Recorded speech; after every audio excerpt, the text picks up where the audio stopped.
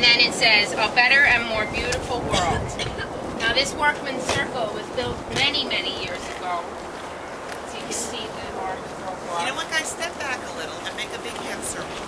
And let's have some video of the you know what, you can get the kids walking through workman's circle. Notice it says workman's circle in English and then again in Hebrew. So we're going to walk down, because I saw somebody waving to us to come down there. As you come through, it's alright, it'll come back in a minute. You know what I mean? Like leave it on the red and then try it again.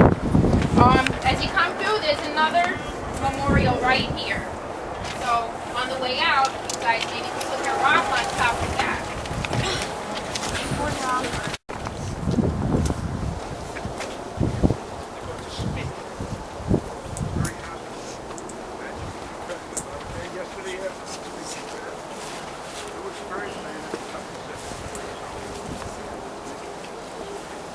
There are 3 places you'll see maybe the remains of the Jews who died in the blaze. 70% Jewish, 30% Italian American.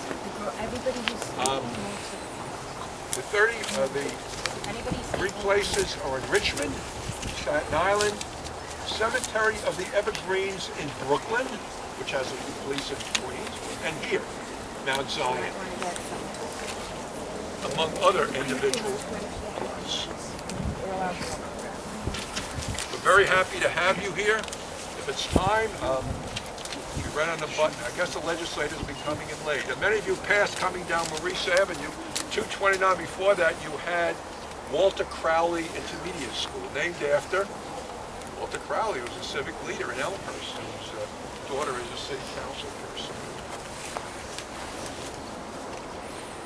Was there a specific reason that the people who are buried here came to be buried in this site rather than Many of them, if you had money, you could bury them in other sites, all right? Here are the people who did not have the financial wherewithal. So they were taken by the union, and the union buried them at this particular site. How many are there? Between 15 and 20. We identify 16 of them. 16. When the legislators come, they'll come a little bit later. So should we begin with my program? What? Do you want to begin with my program? If they're not I'd like here? to have the people who are here to give them introduction and invocation. Perfect. And then we'll get your program very quickly. That's fine. I just didn't know if we were... No, you're on this. I know you're listening in the end, but we don't know who was coming. If you know anything about legislators, they just show up.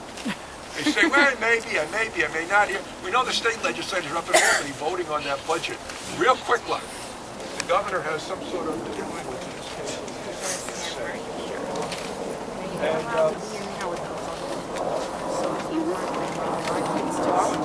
greetings. We have here, Ms. Roswell, please come up. Okay. You can move over there. Introduce some class, please. You have to go to the greetings. Okay.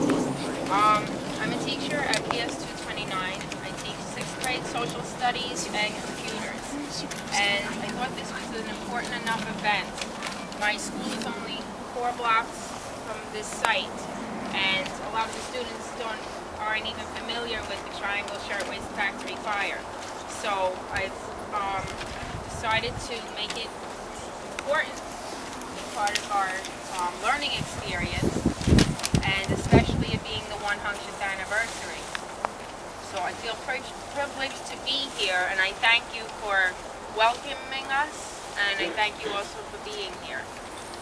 And if I was going to say, on your way home, if you pass the school if you follow Maurice Avenue around, I also had some of my other students write all the names of the deceased in chalk on the sidewalk all the way down Maurice Avenue, and there's some posters there too. So in a little while you're going to hear 7 of my students say some very beautiful things.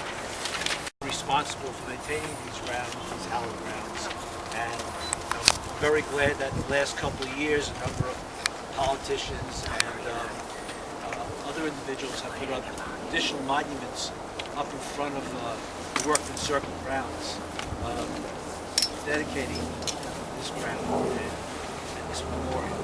Unfortunately, you see the names are fading, and hopefully in the future, this is marble, not granite, and hopefully in the future, this can be restored so we can see the names of the deceased. But I'm glad you have the students here, and we hope that they make it, not just because of the 100th anniversary, but every year people will come and memorialize these victims of this fire.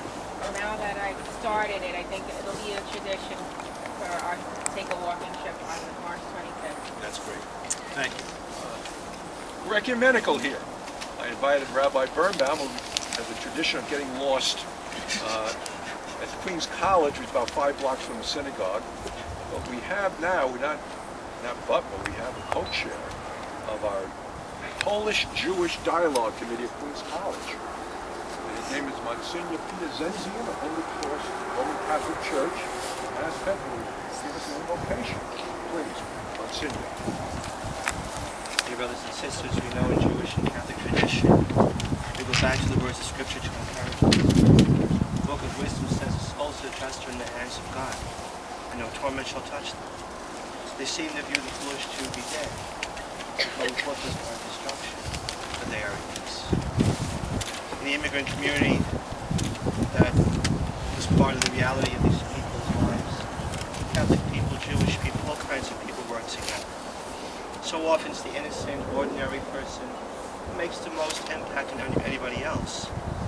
We look to the leaders to give us beautiful words of ideas. Sometimes it's the ordinary kindness, one for the other, that makes the most impression on people's lives. That's why I'm glad to invite me today. Rabbi Birnbaum. Together we're trying to teach ordinary people to get together, to understand each other better, and to take care of those who are ours now.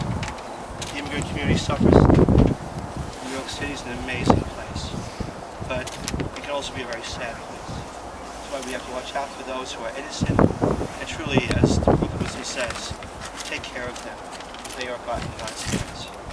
So we pray eternal rest granted to them, O Lord, let perpetual light shine upon them. May they rest in peace. Amen. May their souls, the souls of all the people, be part of the mercy of God, rest in peace.